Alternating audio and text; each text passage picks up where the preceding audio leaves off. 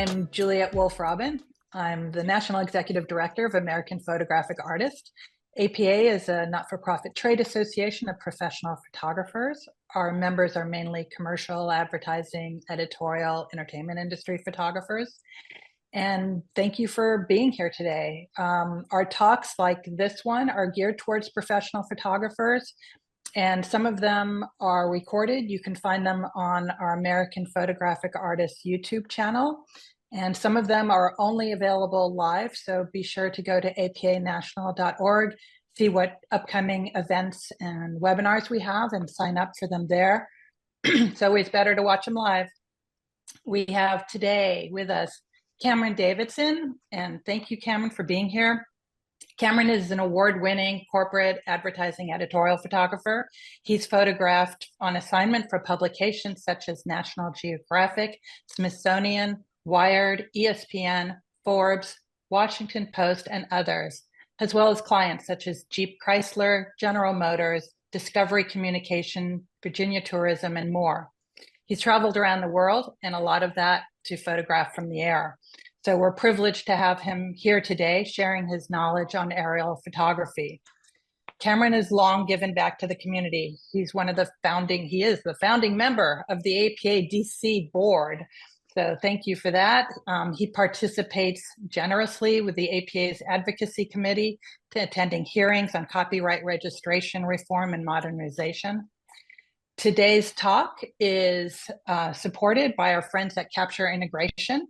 The founder, Dave Gallagher, has served on APA Atlanta's board and has been an important ally in our community. You know, as a professional photographer, that it's not just about buying gear, but it's about having that support and expertise behind it. So that's what you have with Capture Integration. They're really knowledgeable, and they're there to help you service and be successful in your purchase. Today we have from Capture Integration, Steve Hendrix and Greg King. Steve has been with Capture Integration for 15 of the 20 years they've been in business. He's built a long-term relationship with manufacturers of photo gear, particularly medium format, and with professional photographers over the years. He's worked with Cameron Davidson for years. Greg King has also worked with and sold cameras and drones to professional photographers for years and is an incredible resource of information. Being a drone pilot himself, if you have questions about making a purchase, talk to him before you do, and he can really help you, guide you as to which is the right one. If you have technical questions during this webinar, excuse me, you can put them into the Q&A portion, and Steve and Greg will be available to answer those questions, or you can go to the Capture Integration website later, find them, and ask the questions. If you have questions for Cameron, you can put them also in the Q&A, and we will look at them, and he might be able to answer them at the end, or we'll drop them in depending on the relevancy at that moment. So during the talk, Cameron's going to be giving a lot of links to information, and we will send that out to the viewers afterwards. If you're watching this later, and we do have this up as a recording later, then and you want to get the list of links, contact me at apanational.org, and I will get that to you.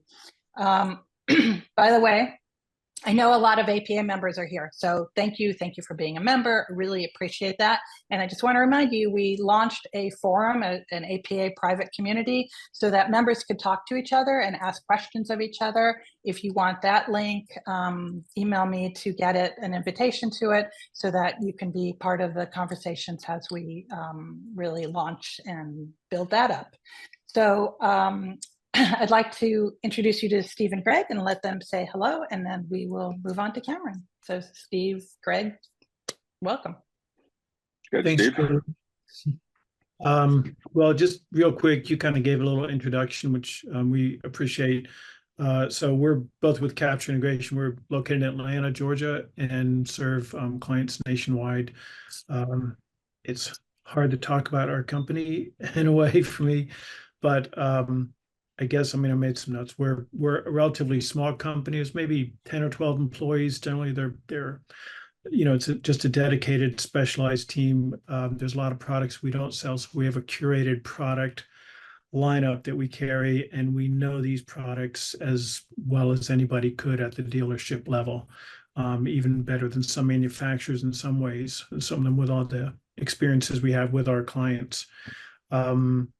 So that's just a little bit about us. I mean, we're typically known for phase one and, you know, anything medium format, Fuji, Hasselblad.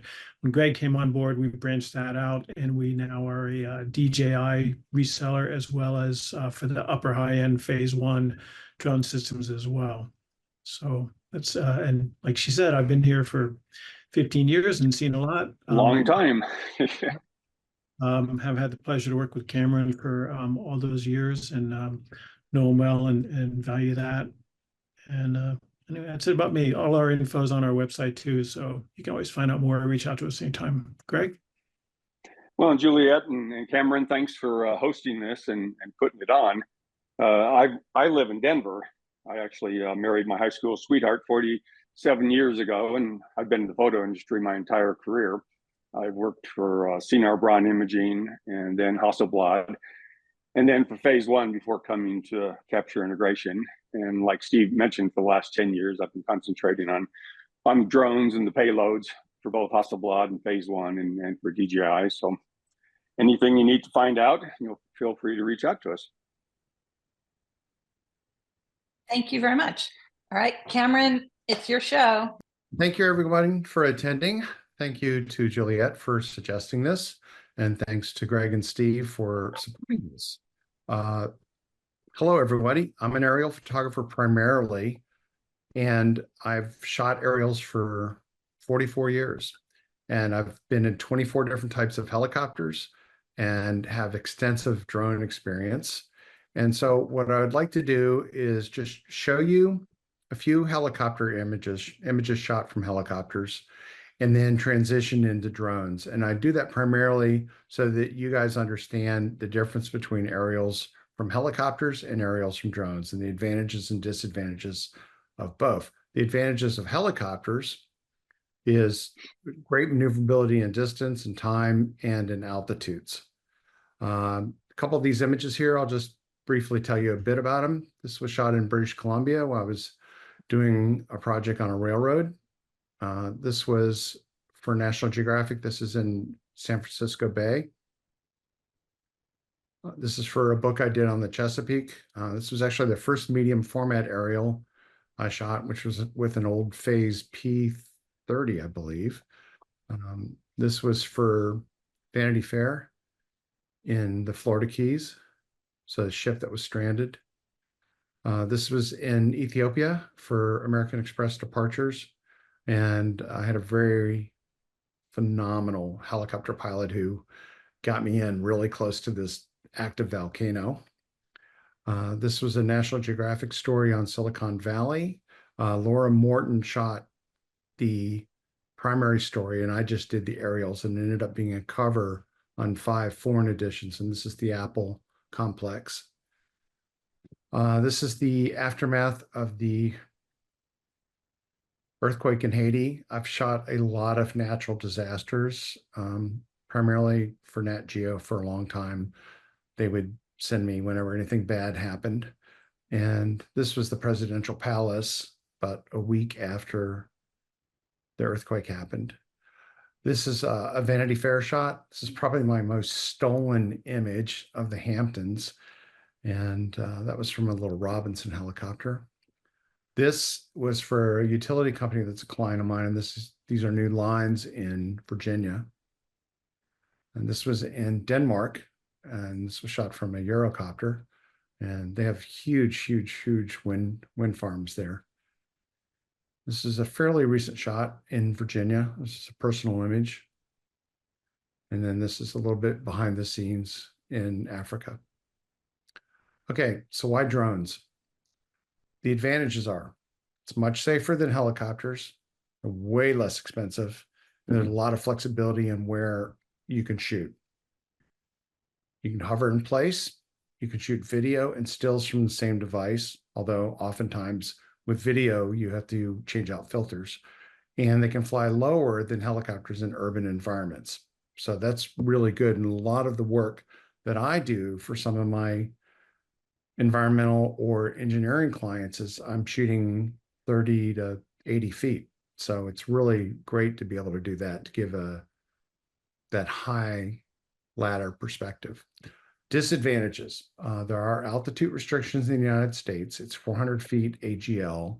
There's a little bit of variance with that, depending on if you're on top of the building or not. There are geofencing location restrictions and flight restricted zones, which we'll get into a little bit more. And if you're shooting commercial work, you need to have what's called an FAA 107 license or certificate. And it's basically a pilot's license. And you are considered a pilot when you get this license. Okay, one disadvantage with drones, and I've been threatened a couple of times by people that owned property that I overflew a drone, is some states extend the property owner rights to 83 feet above the ground. So, fly at 85 feet. It's just something you need to be aware of. Okay, how do you get a license? There's a couple of really good courses. One of the great courses, which is free, is the FAA course. And it's available through this link. You can go to it, and it's really exceptional. And then you can also take the test afterwards. Like most government tests, there's a lot of tricky questions, and you need to make sure you read the question.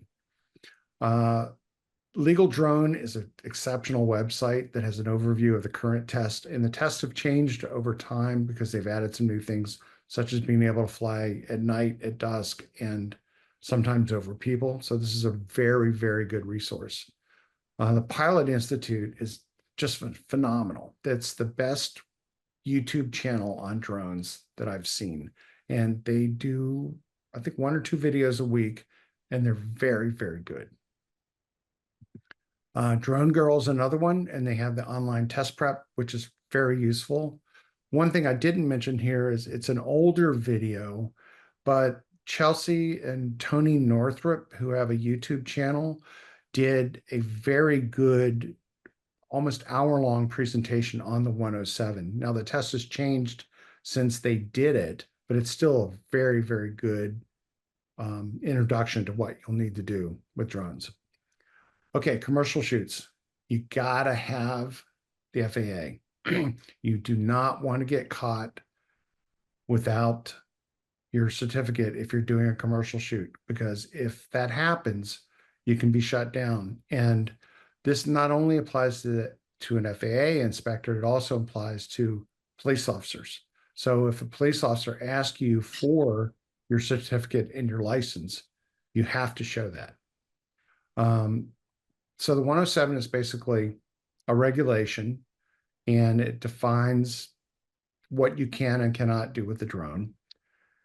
And there's restrictions to it, but it's a good thing to have. If you're going to do any sort of commercial work, it's the way to go. Now, the interesting thing about the FAA is, let's say you don't get your 107 and you're just out in the desert in California and you're shooting some beautiful stuff and you shoot some nice video, and then all of a sudden you license that video.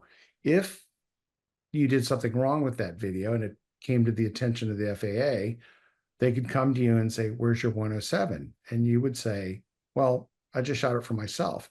But the minute you licensed it, it became commercial. And that's where they get people. North Carolina has its own drone license. And if you're shooting in North Carolina, you need to get it. It's not a hard test. It's an easy test. They're segueing that out at the end of December of this year. But if you're doing a shoot between now and the end of the year in North Carolina, I would go ahead and get it. I've got to shoot down there in a couple of weeks, and I just checked my license and I had to re-up it because it had expired a couple of weeks ago. So it's a good thing to do. It's easy to do. In Canada, I have a project that I'm shooting up in Ontario, and I went ahead and got the Canadian license, but the paperwork is complex and they want everything 6 weeks out, and they want safety precautions and all sorts of emergency procedures. And basically what I've decided is just to hire local and hire a authorized pilot up in Canada. Okay, getting busted. You don't want to do it. Don't do it. Just get your 107. Seriously. They consider it a pretty significant infringement. It'll get more fun, folks. It won't just be this hard stuff. They consider it an infringement, and you can't do that. And there's been some serious jail time and money to people. Airspace restrictions. This you'll learn through getting your license, but violating an airspace restriction is a serious problem. The website Petapixel has an article that was relatively recently about drone pilots that were hit with a significant amount of money. And it's usually stupid things like people trying to fly into a football stadium while there's a game going on, or flying too close to people, or flying without their 107. But the FAA is serious about this now. Okay, let's get into the fun stuff. Enough of the hardcore serious stuff. Gear. There's a whole lot of different drones available now. And I have DJI and Autel gear. Most people will probably initially look at DJI gear, like the Mavic 3 Pro or the Mini or the Inspire 3.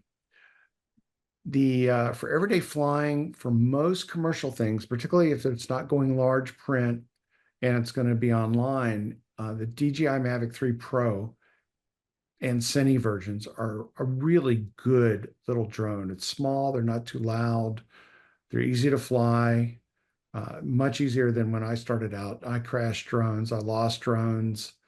The first day I got my Phantom 1 that had a GoPro camera on it, I crashed it into a fence in the very first flight. So, nowadays they're super easy to fly, and they're really, really good. This is one of my drones. This is my Mavic 3 Pro. The DJI Inspire 3, which I'm getting ready to buy, is a larger drone, and it can take up to 46 megapixel. Well, it's a 46 megapixel chip, has interchangeable lenses, everything from an 18 millimeter to a 75 millimeter. I had the Inspire 2 for a long time. It's a phenomenal machine. It's big and it's loud, but if you're going for the best quality in an all-in-one solution, it's a really good one, other than the Phase, which is way more expensive. The Mini 4, this is an interesting thing. The Mini 4 and some of the other drones that are under 249 grams do not require a license, and they do not require registration, whereas drones over 249 grams must be registered, which is easy, and it only costs $5. It's good for a couple of years. And actually, the quality of some of these little ones now is actually quite good. I have a buddy in the UK who's a landscape shooter who bought one of these, and he's gotten amazing results out of it. And I think it's a 12 megapixel, but through some software magic, it's 40 some megapixels, but it's actually a really nice, small, easy drone to fly. And this is an example of one here. Okay, Anzu Robotics is another company. They sell DJI products that have been modified with new software and firmware, and there's no geofencing. And what geofencing is the ability for an area to be not flown in drones, with drones. So you could have like a jail or a prison or an airport that would have geofencing around it, or like where I live in Washington, D.C., the whole area. And geofencing is built into a lot of drones now, but some drones do not have geofencing, including the Anzu Robotics, which is primarily sold to, I think, the military and the government. Autel Robotics makes a really great little drone, the Evo 3. I have an Evo 2. They're very similar to DJI drones. They don't have as restrictive geofencing or the double like login that DJI requires to authorize every month. And they're nice drones. They're a little bit bigger than DJI's, but they're really quite sturdy. This is my Autel. The device on top of it, if you look at the top of the frame, is a RID module, which is a remote identification module that's now required for drones that don't have that. And the one below that is just a flashing light. Sony makes a phenomenal drone that uses Sony cameras. It's particularly good for the film industry. And its only disadvantage is it has a fairly short battery life. So you have to really plan out. It takes 2 batteries and you can hot swap them. So you don't need to shut the machine down, but it is a short life battery. This is an example of the AirPeak with the, I'm not sure which Sony camera that is. There's another company in the United States called FreeFly that makes 2 phenomenal drones, the Astro and the Alta X. And the Astro, I thought, was going to be a really good drone for aerial photography. And I had looked into purchasing one, and then they've shifted to do more flight inspection for railroads and utility companies. And the Alta X is well known in the film industry. A lot of people fly that drone. This is the Alta. It's a big boy. Okay, Phase makes the P3, which is flying with a DJI bird, and Capture Integration can help you with this. I've never seen one, but I know I was invited to fly one once because it had the 150 megapixel back on it, but I didn't get a chance to do that, and I would have loved to have seen the quality. I mean, I would love to take my Fuji GFX and stick it on a drone, but you know, that's not going to happen. Okay, colored props. This is one thing that I have done with my Mavic, and I did it with my Inspire, is to get colored props. And the nice thing about colored props is it definitely increases the visibility. You can also get decals for your drone that help you see it because they're gray. The DJI machines, the little ones are gray, and you can easily get lost in a tree line or just off in the distance. And for me, having the colored props helps a great deal, and they're inexpensive. Okay. One of the things in the test that's a requirement, and you'll learn about, but this is something I'm going to kind of drill down on that's pretty important, is the visual flight rules. You have to, with either a spotter or yourself, maintain direct visual contact with the drone. You're allowed to look at your monitor, for a second if you're adjusting it or looking at things to see what you're shooting, but then you have to be able to find the drone again in the sky. It's really important. It's easy to lose a drone in sight, which is one of the reasons why I went with the props and the decals. UAS is just a common term for unmanned aircraft, such as drones that are controlled from the ground. You'll see this in a lot of the tests and in maps, and it's basically just government speak for a drone. Okay, this is an important one. When you have a registered aircraft, it is considered a registered drone. It is considered an aircraft. I had someone threaten me a little over a year ago that they were going to shoot down my drone when I was photographing something in Southern Virginia. And I had a copy of this Aircraft Sabotage Act with me and showed it to him.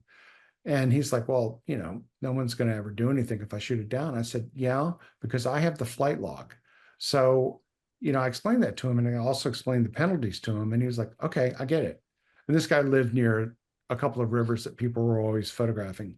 So it's just something to remember that you're actually flying an aircraft. Hey, Cameron. Yes, sir. On that note, is there any sort of documentation that you would recommend, like always having on you or anything like that, like kind of pertinent to that or anything else? Absolutely. I print it out. I have it in both my drone cases, and I keep it with me. And you can look up, I didn't put a link in there, but you can look that up easily and go to that act and you can print it out, the requirements from the government and what the government would do.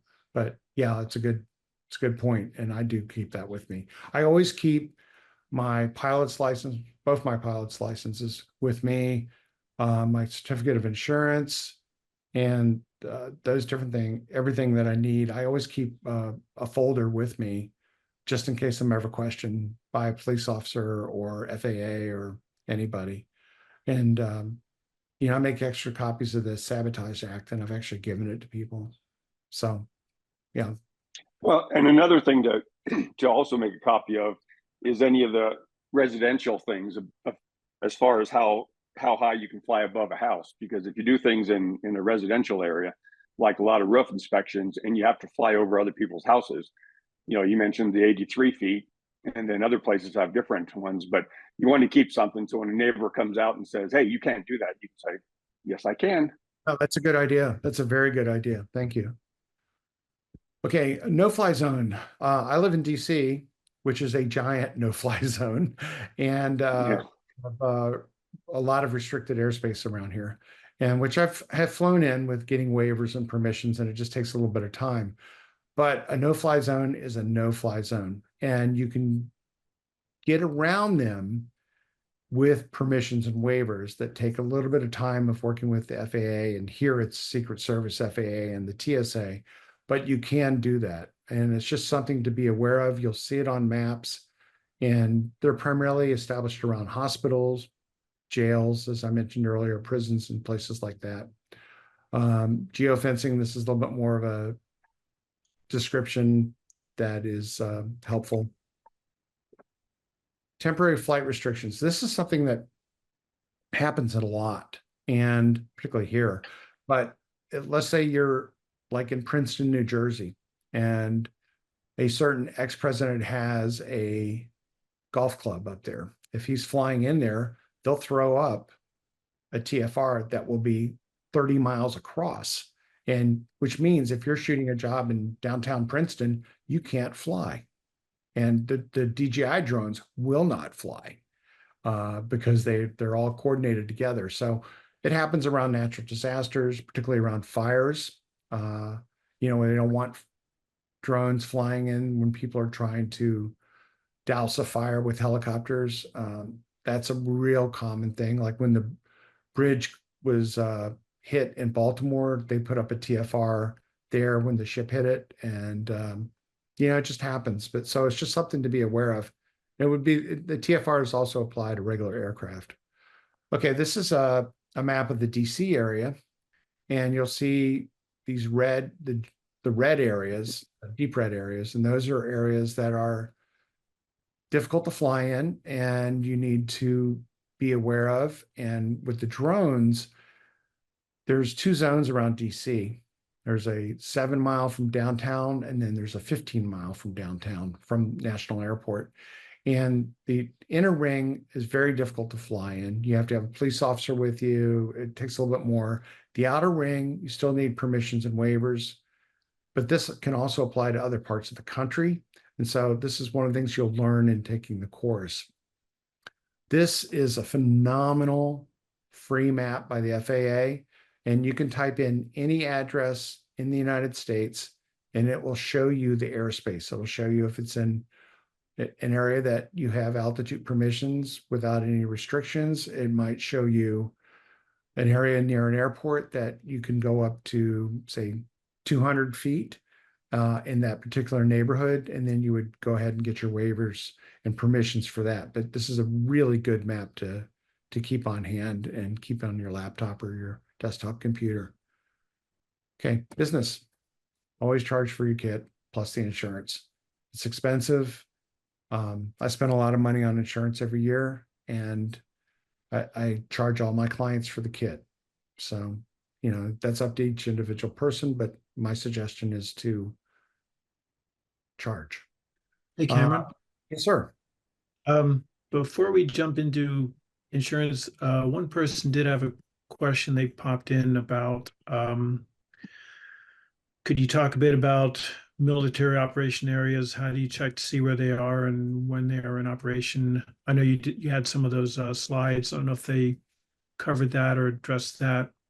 It should pop up when you go to that map, and you can also check for what are called NOTAMs, which are notice to airmen.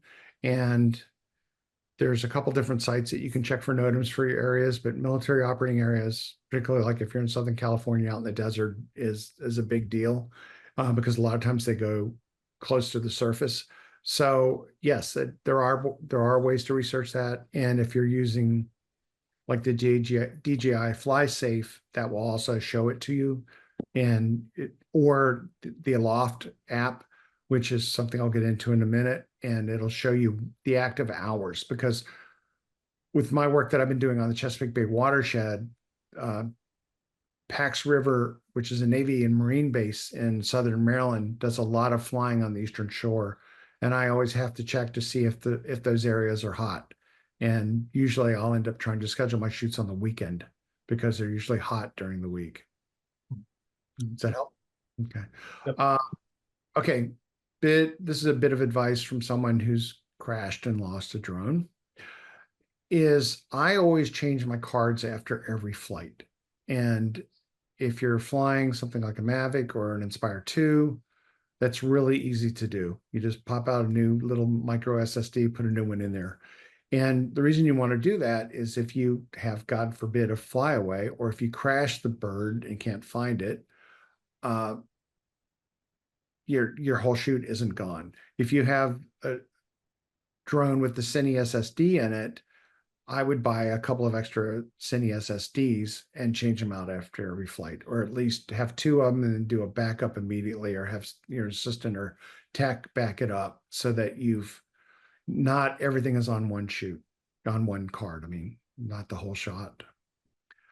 Okay, common sense safety rules. Basically, okay, this is my Inspire 2. Was my Inspire 2. I sold it to a friend last year. It is a flying lawnmower. You've got to be really careful around people. There are prop guards, and I would suggest anybody starting off that they use prop guards. It makes it a lot safer. I cut my hand with this particular drone when I landed it on my old truck and it started to slip off. And I was right next to water and I grabbed the drone and it sliced me in the thumb. So this is just something to be aware of, but they're a little risky. Weather. Okay, this is obviously a no-fly day. And this was down in Tennessee on an environmental group shoot. Checking weather and winds. There's a really wonderful app and website called UAV Forecast. And the good thing about UAV Forecast is it will give you winds aloft at different altitudes. And it'll also tell you if it's favorable or not favorable. It'll say, don't fly. The other app that I use that's really good, which I did not put in here, is the Photographer's Ephemeris, which is a Scottish guy created it. He lives in Denver or lives in Colorado. And it is a wonderful way to plot out how your sun is going to act in different parts of the day. You know, if you're going to have long shadows, short shadows, if something's going to be obscured by a high building, it's very, very useful. Okay, drones without remote ID. This is just a minor thing because all new drones have remote ID built into the software. It's a new rule by the FAA. And basically it's like Nosy Ken or Nosy Karen if they want to know who's flying a drone. If they have an app, or if a police officer wants to know who's flying the drone, they can tell you who owns the drone. Older drones like my Autel do not have the remote ID module, so I had to buy one, and that just gets powered up whenever I fly that particular drone, which isn't very often, but it's just something that if you buy an older drone, let's say you buy one from a friend who's got a Mavic 2 or an old Phantom, you would need to do that. Okay, Aloft AI. This is pretty much a must-have app in flying. It allows you to apply for waivers like the Land C approval, which is if, let's say you're in Norfolk, Virginia, and you're right at the edge of the Norfolk International Airport, you can apply, if you look on the map through Aloft, you can apply for permission. You can also do this through the DJI FlySafe, but you would get permission from Aloft AI on the Lance approval, and it would allow you to say, okay, you can go up to 200 feet in this particular area. It's a really useful app. It's free. It's great. Okay, insurance. APA. If you have the APA business liability policy, you can do an add-on for drones, and that's available through API insurance, which is a good thing. Then there's also the option of flying by the hour drone insurance. And there's a link here to look at all these. These are 5 that I found. I know a couple of people that have done this. They, log in, show exactly where they're going to fly. They draw it on a map, the hours they're going to fly. And, then it's an automatic payment.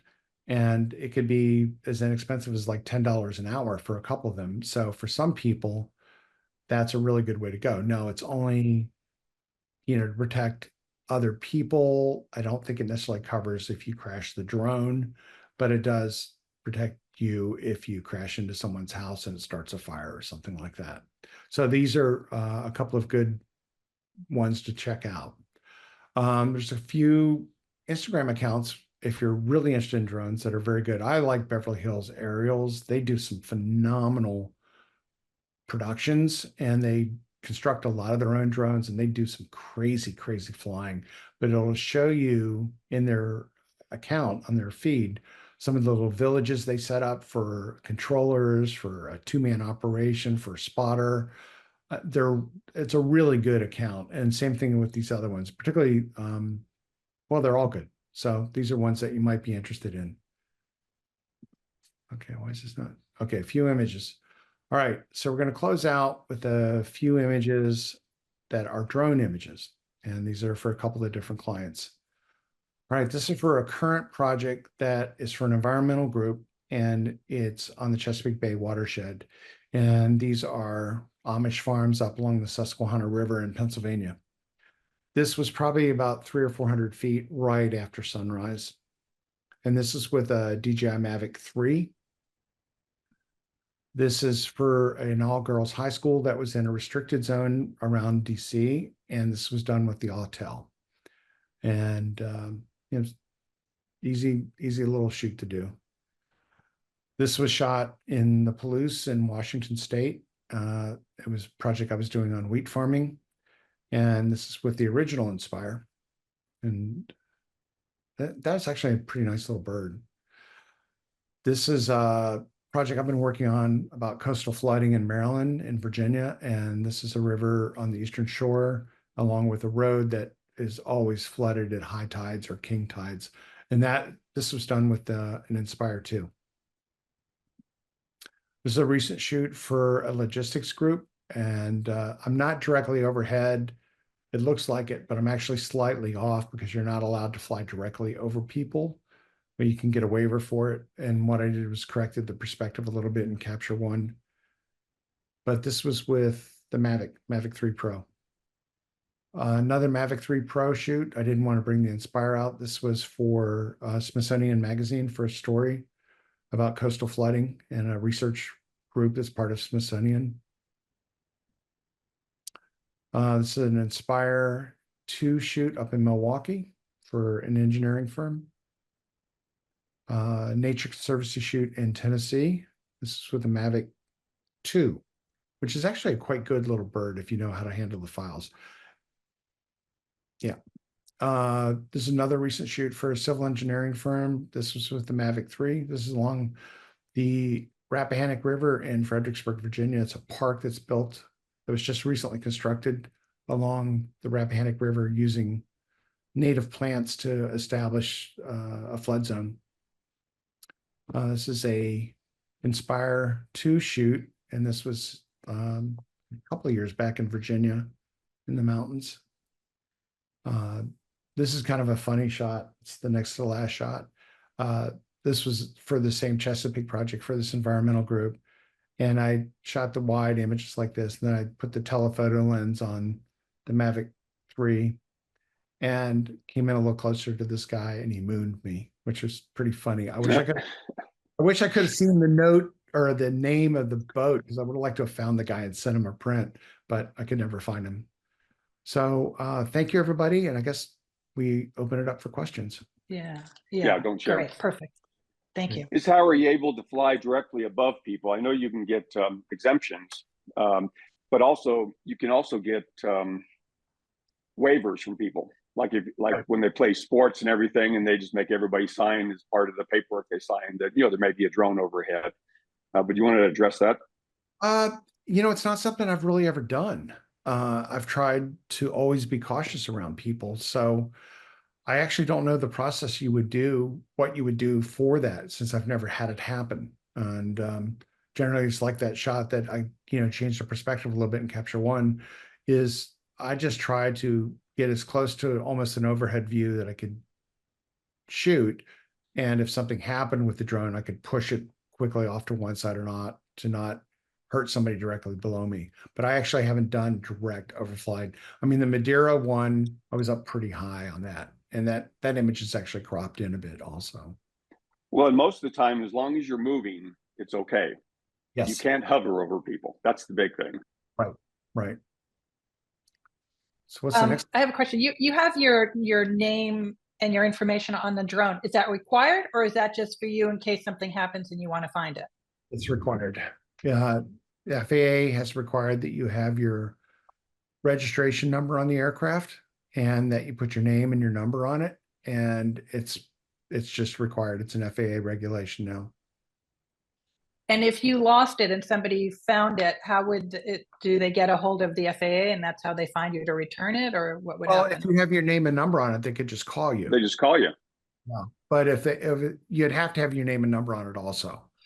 Would they be able to use it themselves? Like if they had does it work? Does it have to have the base that came with it, or could somebody else end up It using has it? to have the controller, but they could buy a controller and reset the drone. So someone could theoretically, if they found a drone, they could buy a controller for it and do a match with that controller. But let's say if I lost a DJI drone, if I had a flyaway, I would notify DJI. And I think they might be able to stop somebody from flying it. I'm not sure. Yep. Well, and one of the main reasons for that registration being on the drones that are over 249 grams is also for damage. All of a sudden it flies in and breaks somebody's window, or hits somebody at a wedding and cuts them up. They have a way of knowing who had that drone. Right. So there's a liability thing. And that's why a lot of people want to buy a drone under 249 grams. But it's like Cameron said, it's $5, lasts for a couple of years. You have a chance of getting your drone back. And so we usually recommend people register any drone. Well, and that's part of the reasons why I didn't talk about this much about like when you get a drone, but you need to use common sense with flying around people. And I've seen some pretty adventurous drone videos at weddings of people flying in way too close to people and possibly getting hurt. And what I did when I first got my very first drone, which was a Phantom 1 that had a GoPro hanging off of it, after I crashed it the first day, I said, I got to learn how to fly this thing properly.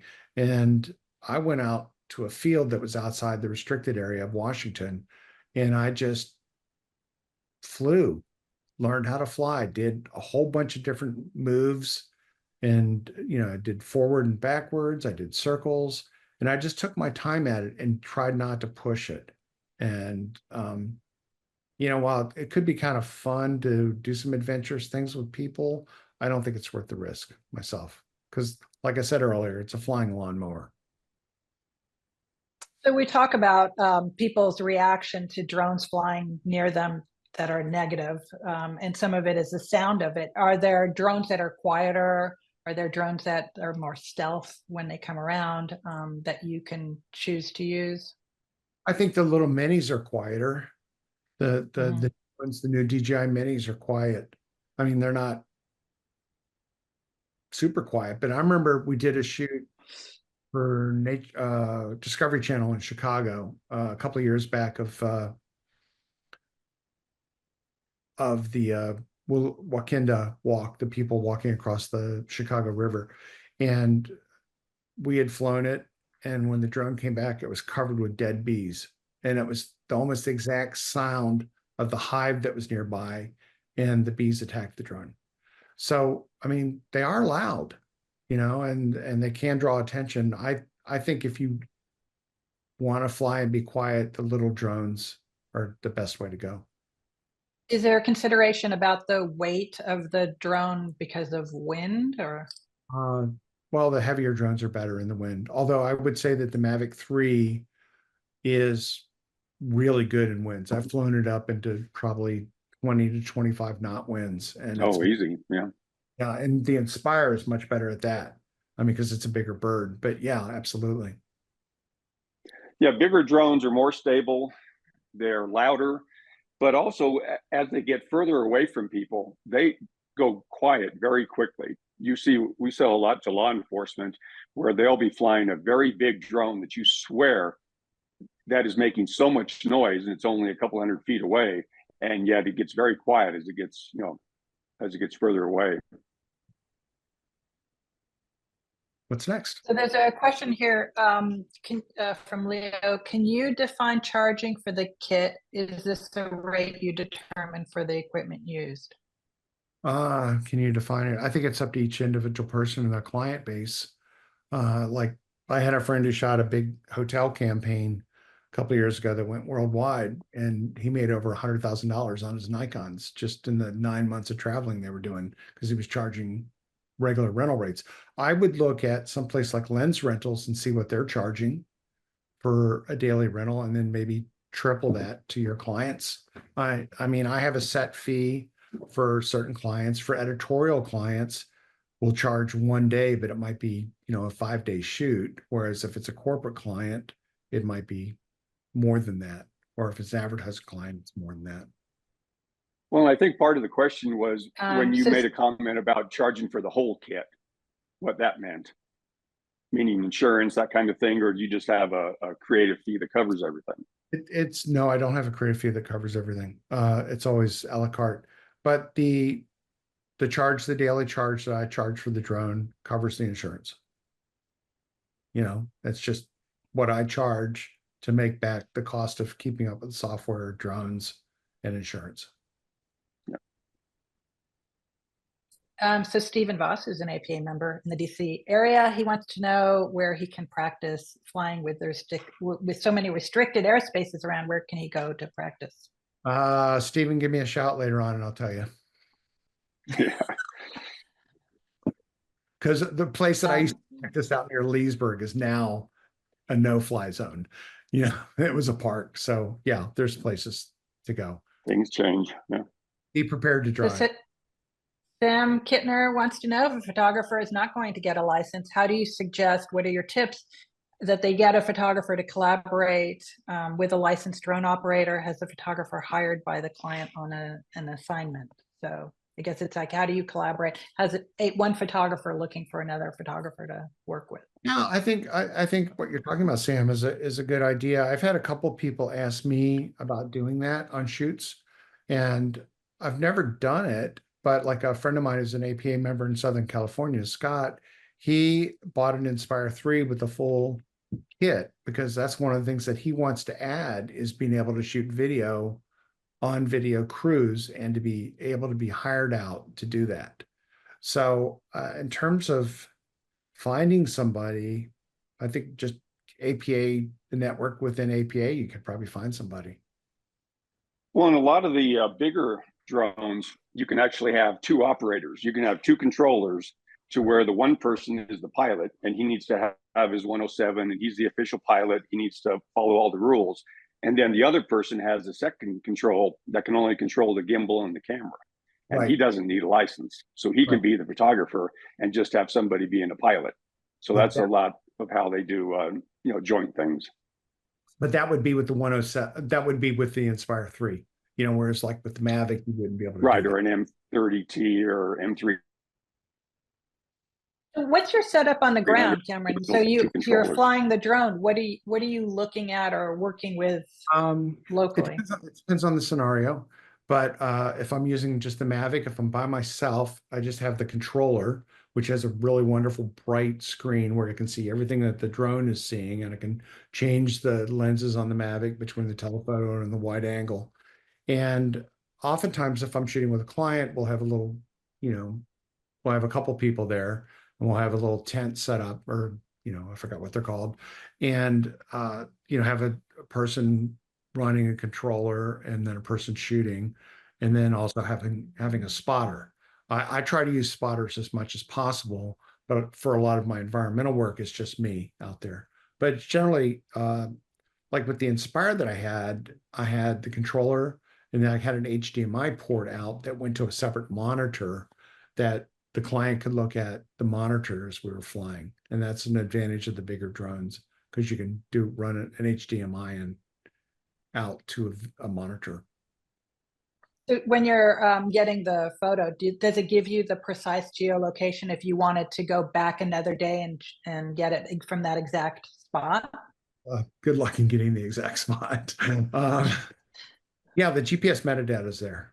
You know, I mean, it's funny about, you think you can go back to exactly. I remember I did this Nat Geo shoot with some other photographers on the aftermath of Hurricane Andrew. And I had shot for my Over Florida book a picture of this lighthouse with all these beautiful pines around it.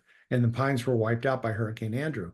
So Geographic said, well, see if you can repeat this image. And I went, and I could have swore up and down that I had repeated that image. And I hadn't. I was probably 100 feet higher.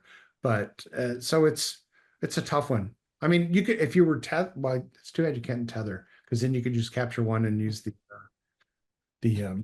overlay section. But no, you can't. I got to take a sip. Sorry. That's okay. There's another question, Stella Kalinina. What is the name of the app that allows you to preview the shadows at different times of day? Photographer's Ephemeris. And hang on a second, I'll look it up for you.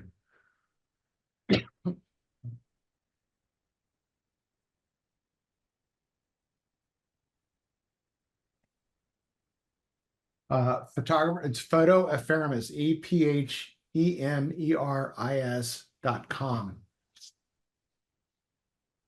Are there rules about using the drone day or night? Are there different permits or rules? There are. You can day or night. It's in the new test, and it's changed recently while they're allowing flying at dusk. Within, I think it's 30 minutes after sunset. So yes, there are rules to all of that. The CFA, there's rules for everything. And there's equipment that you need. You do need to have a strobe on the drone that you're going to fly after dusk. Which is what you saw in my hotel too. Yeah. So what is there other attachments, things that you always bring when you're out? No, for me, I have drone little strobes for each of the drones, and those are USB powered. So you just charge them up, and then I click on them when they're on the drone, and when I start up a flight, and it helps find the drone, and it's a useful tool to have. But that's the only, other than the remote module on the older drone, I fly with the little blinking light, and it's helpful. So here's a question that could be for you or Greg or Steve. It's from Kristen Rotowski. Do you recommend specific drone for flying from a moving boat? I've heard Phantoms are recommended because they have legs, but DJI isn't making those anymore. Correct. Phantoms aren't made anymore. And it's really not which drone is best. What's very important, because we've seen lots of repairs from drones from people flying from boats, is when you send off a drone, you tell it, come home, or you can tell it, come to me. So what people will do is they'll get a drone, they'll launch it, and then they'll be shooting pictures, doing everything. And then they'll say, come home. And the drone goes back to where you were and drops in the water. So it's real important if you're on a boat. A lot of people like to catch their drone, which can be dicey. But it's important that you tell the controller, don't tell it to come home, tell it to come to the controller. I'm going to add, but smaller drones are always better for if you're going to catch on a boat. Yeah, but if I was flying on a boat, I mean, I've launched a Phantom and an Inspire from boats before. And you've got to have a big flat area to land on, and you've got to have good piloting skills. One thing I would add, and this is something I discovered on my own a couple of years ago, is the obstacle avoidance in the DJI drones is very good, particularly the newer ones. However, if you're over water, it doesn't know what's there. and you can Yep. you're lowering and lowering and lowering, and then all of a sudden you're in the water. And I almost did that on the Potomac River on a project I'm working on. And it's just, you got to have a spotter or be really aware, but I wouldn't fly more than 5 or 6 feet above the water because it's easy to. Yeah, the sensors get confused with the reflections. Yeah. And people will try to do these very dramatic shots and then they'll lose their drone. Cameron, what about any sort of backup considerations in terms of some kind of backup kit in case of something happening? Well, that's why I always have 2 or 3 drones. I had the Inspire 2 that I sold to a friend of mine. I'm going to buy an Inspire 1 after the first of the year, or Inspire 3 after the first of the year. But I carry 2 drones with me on every shoot. And that's part of the daily charge that includes a backup with insurance. So I would never go out with just 1 drone. Typically the same model, or you have something that's maybe just like a step down, but can still get the job done? Well, yeah, that's what I did with the Autel. I bought the Autel specifically because if for some reason the DJI unlock within restricted or prohibited within restricted areas failed, which it has happened once, then I can fly because the Autel does not have the geofencing. That particular version with that particular firmware doesn't have geofencing. So for me, it's that ability to be absolutely be able to fly if I've gotten everything squared away and for some reason something happens, or a red-tailed hawk decides it is going to take out the drone. I've had crows come after the drone before, and I was able to fly away from them. But if something were to happen, or if you have a flyaway, which is rare nowadays, but it could happen. And so you don't want to leave your client in a lurch. And so you want to have a second drone that's ready to go. So I do. Well, and one of the things that's confusing to people also when you talk about permissions and controlled airspace, Cameron mentioned the FlySafe DJI website. And that's a website where if you're in controlled airspace, so say you can only go up to 100 feet and you're just going to go to 50, you can go to that website and circle something and say, I want to fly here on this date at this altitude with my bird, and you're logged in so it knows. That's just to unlock the drone so that it will fly. The Lance authorization that Cameron talked about is a totally different thing. That is the permission. So if you're flying in controlled airspace and you unlocked your drone, and then a police officer comes up and says, do you have permission?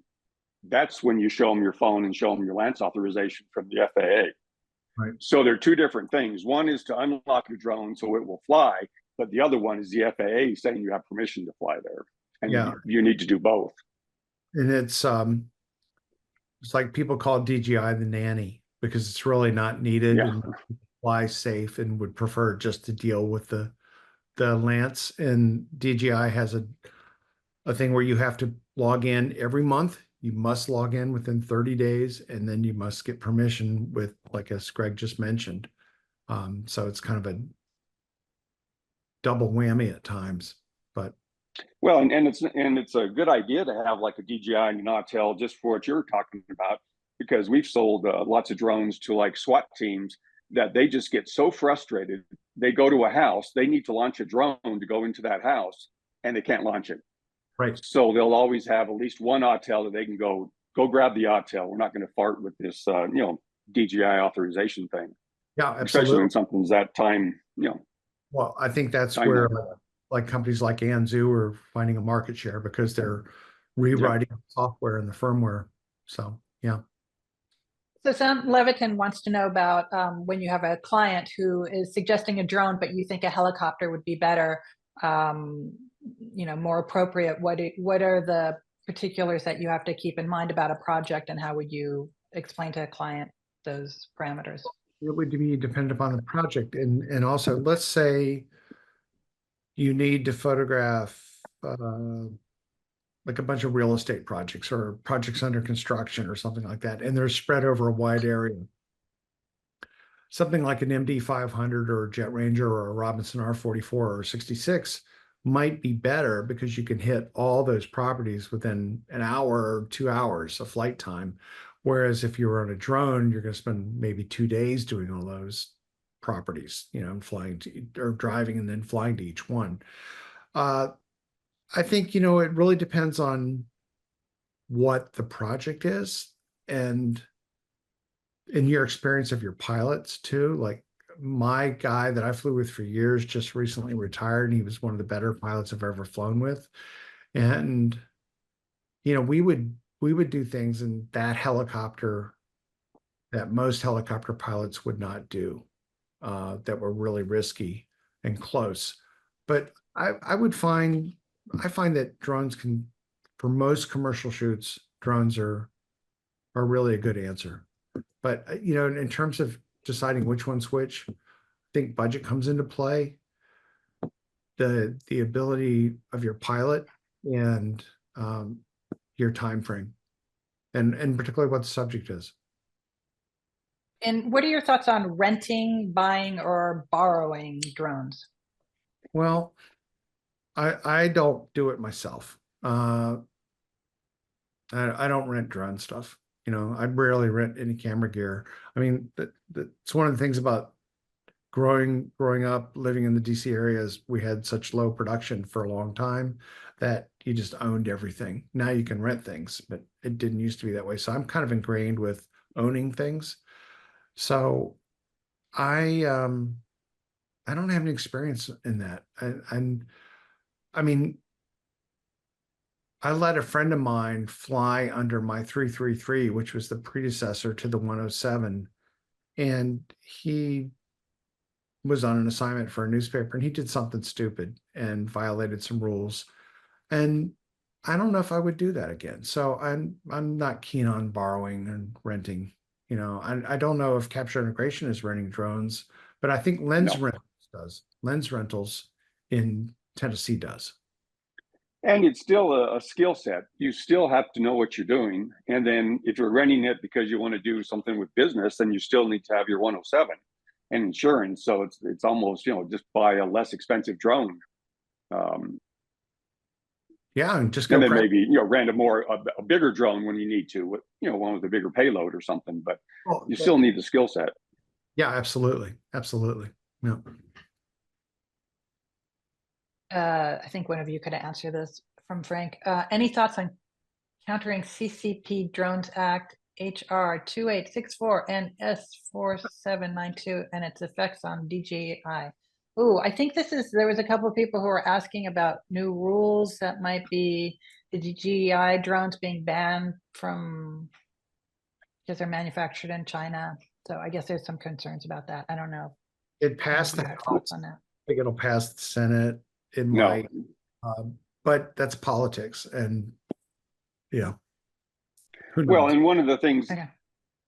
And they've tried to do this in the past, and I remember, in Florida, you couldn't buy a DJI drone if you were in the government, and we were selling drones to sheriffs' wives and kids because they needed them that bad, and DJI was the only drone they really wanted. And the main thing with DJI is that what Cameron said, every month and sometimes sooner, that drone wants to communicate with the server in China. Now they say it's because it's checking for firmware and those kind of things, and the FlySafe database, those kind of things. What other people think is that there's something nefarious going on. So if it came to shove and say the Senate did say, no, we're going to ban all DJI drones, all DJI has to do is just say, no, we don't need you to communicate unless you want to update your firmware. So there are things that DJI could change that would affect things. And that's why I personally don't believe there's ever going to be a ban. It's like the #1 drone by far in public safety and in government. And it would just be very hard for people to do that. Yeah. So there's a number of people who want to know how to learn how to fly drones.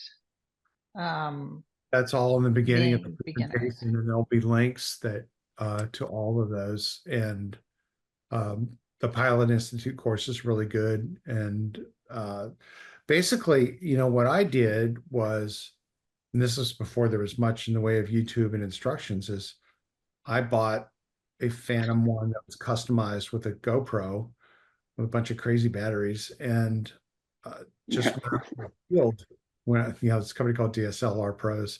I went out to a field and just started flying, and I just, made sure I was outside of the restricted airspace, and just flew it. And I bumped into a couple of trees, and I lost the drone once, and because I ran out of power. And basically that's what you just take one of those courses and then just go out and start flying. I know APA Los Angeles is trying to do a course with some people, and I hope that comes together. But basically, you just need to buddy up with somebody who knows how to fly, and have, take them to lunch or something.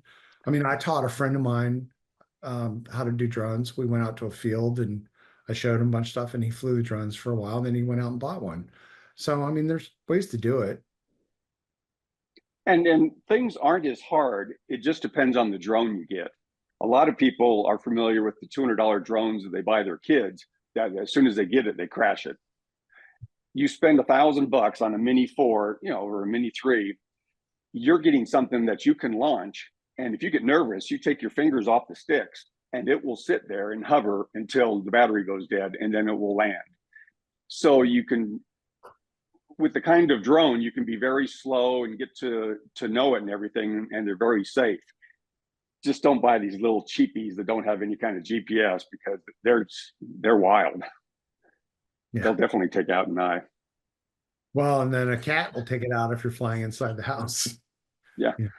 And I wanted to mention one thing that I try to tell every one of my clients, because when Cameron was talking about taking the 107 test, there's one thing I like to always bring up, because the test, unless it's changed in the last couple of years, is 60 questions, and they're all multiple choice.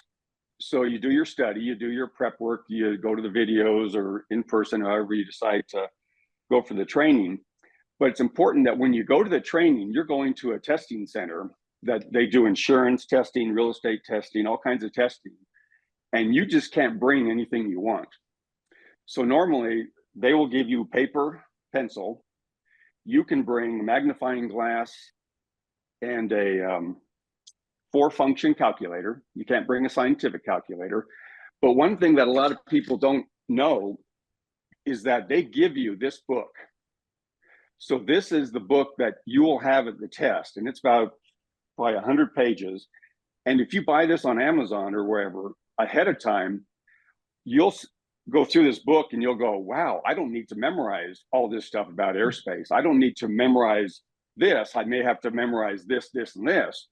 But if you don't do that, and most people don't know that you can buy this book, then you go and you find it and you think, I just learned all this stuff, and a lot of it I didn't have to memorize. So I always recommend that somebody pick up a book, $10. If you buy it from Sporty's direct, from Sporty's instead of Amazon, you're entered into their yearly win an airplane. There you go. So, and then do bring, regardless of how old you are, bring a lit magnifying glass, because these books, those maps are so tiny, and the books are worn out. They're not new books that you get. That you'll be very happy that you bring a magnifying glass, and you're allowed to. Yeah. Pro tip. Thank you.